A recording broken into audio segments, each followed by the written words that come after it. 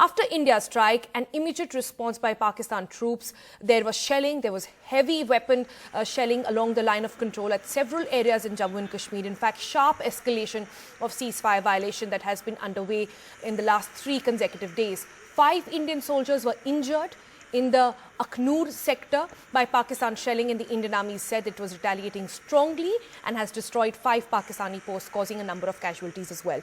Now, the Army spokesperson came out to say today, that's the Indian side, that Pakistani troops were also seen firing missiles from civilian houses using villagers as human shields. However, Indian Army targeted the Pakistani posts away from civilian localities. As a result of these heightened tensions now, schools within the 5-kilometer of line of control will be closed. Exams have been postponed, and we are now getting reports that the firing has now stopped at around 10:30 last evening. But what's the latest on the ground? Let's go across to Nazir for that. Nazir, we know the situation until 10:30 last evening from the LOC. Give us an update on what's been happening ever since.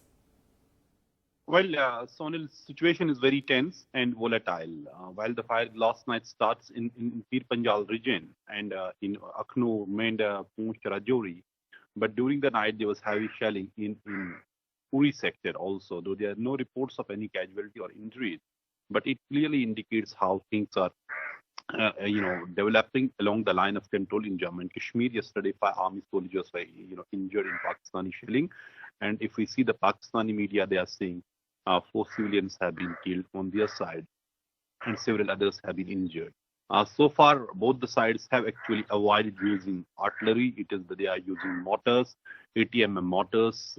They have been used since yesterday, which is having huge impact. And the people in the living near the line of control is living in a state of constant fear and anticipating something horrible be happening in for last 4 days.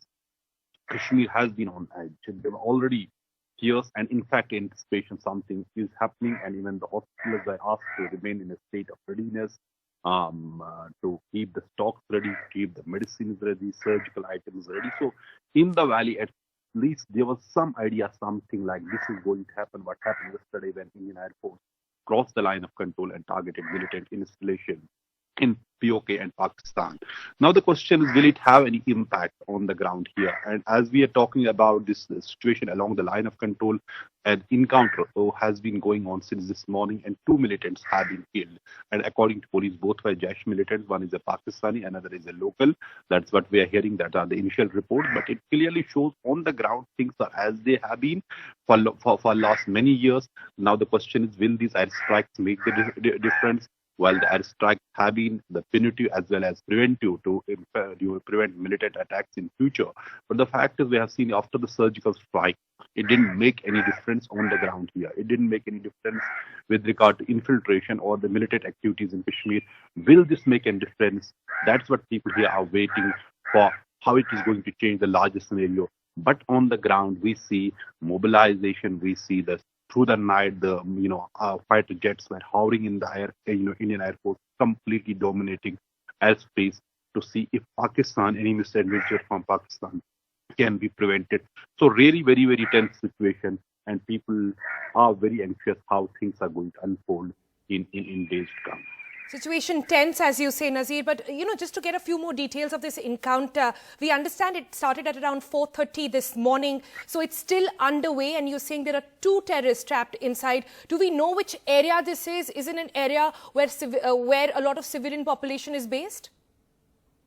Well, Sonal, essentially the gunfight is over. As I said earlier, 2 militants have been killed in this encounter. And according to police, they are from Jaish-e-Mohammed. And it is actually the 3rd major encounter where all these 3 encounters are linked to Jaish, who is responsible for the February 14th, the suicide attack in Pulwama, in which 40 CRPF jawans lost their lives. And since then, security forces have been actually trying to hunt down Jaish militants. The first encounter within 100 hours of that attack was on Jaish, top commanders, in which 3 Jaish commanders were killed, but the security force suffered heavy casualties. A major was killed, 3 army jawans were killed, 1 police constable of Jammu and Kashmir was killed, and 12 others were injured. Among them was a brigadier rank army officer and a DIG of South Kashmir. And then there was another encounter yesterday in which a DSP of Jammu and Kashmir police and an army man were killed.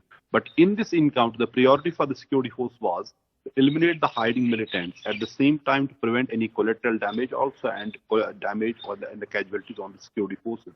And according to police, on both ends, they have succeeded. They have eliminated 2 militants and prevented any collateral damage and casualties on the security forces. That is what the police sources are telling us.